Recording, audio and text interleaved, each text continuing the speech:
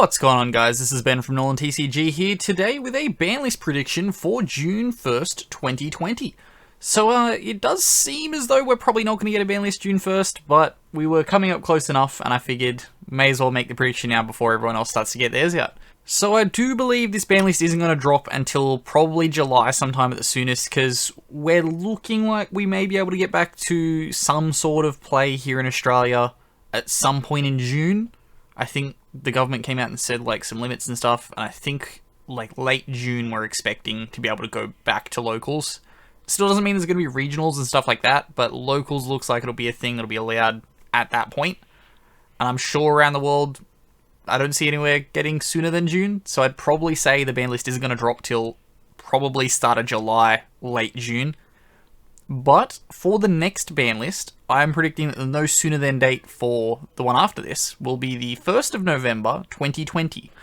So that kind of gives about 2 to 3 months of play if we start to get back into full swing.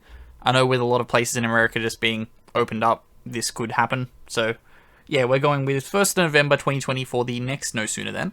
Okay, so starting us off, we have our banned cards, and the first card we are going with on our ban list, which is going to be the only banned card, it's pretty obvious, it's Block Dragon.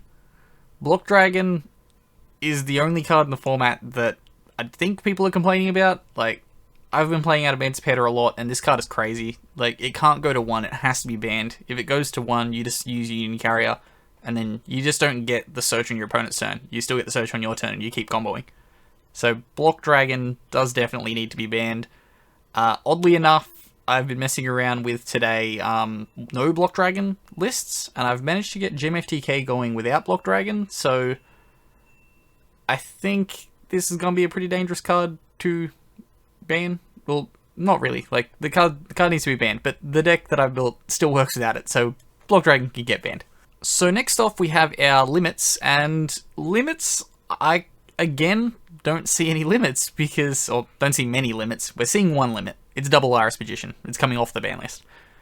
But a lot of decks aren't terrible at the moment. Like, the format is pretty good. It's just Block Dragon's the only thing that seems out and out broken that's running around.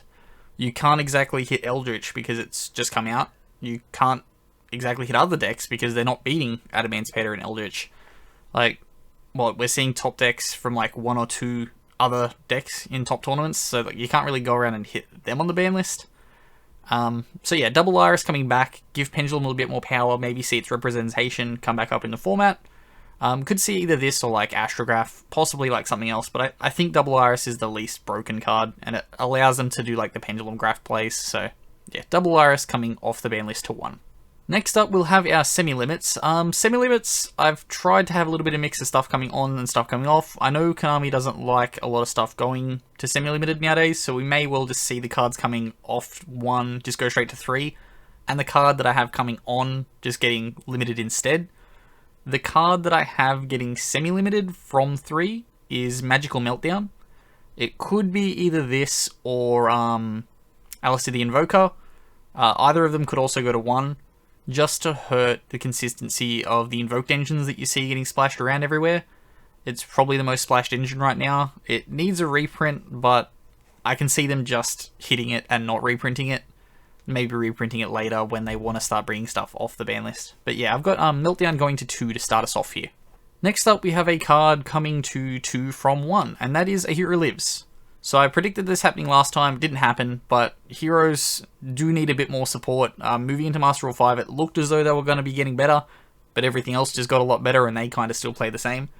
So yeah, A Hero Lives probably coming to 2 just to give heroes that little bit more support. It's not crazy broken. I do believe it went to 1 anyway because it was like a full hand rip, or it was like a full U-Link board just activating A Hero Lives. So all the cards that were related to that have all been hit, like Firewall Dragon and stuff, so A Hero Lives can come back to 2, if not 3. Next up, coming to 3, is another card that I predicted on the last ban list going to 3, but didn't happen, so we could see it come to 2 this time, and that is Spiral Resort.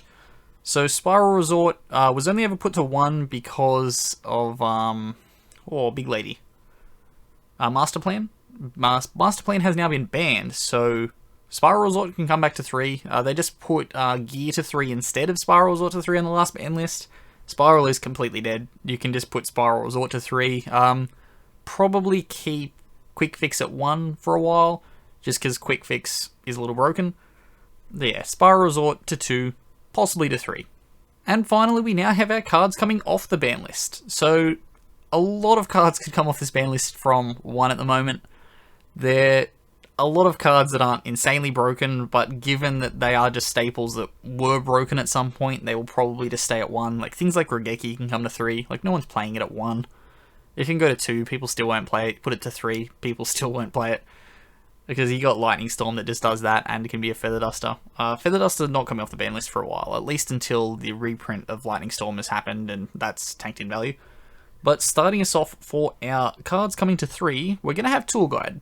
So, Tour Guide went to 2, people thought it was going to do a lot, hasn't really done anything. Like, Burning Abyss hasn't done a lot at all in Master Rule 5. Granted, like, everyone's been playing the new things, so you can't really take online tournaments, I guess, as gospel. But, yeah, Tour Guide can come to 3. It's a normal summon. Normal summons get negated nowadays, so, like, yeah, you don't need Tour Guide at 2. It can be at 3. Granted, that would mean I need to chase a 3rd secret if the people that I bought my secrets off ever ship them.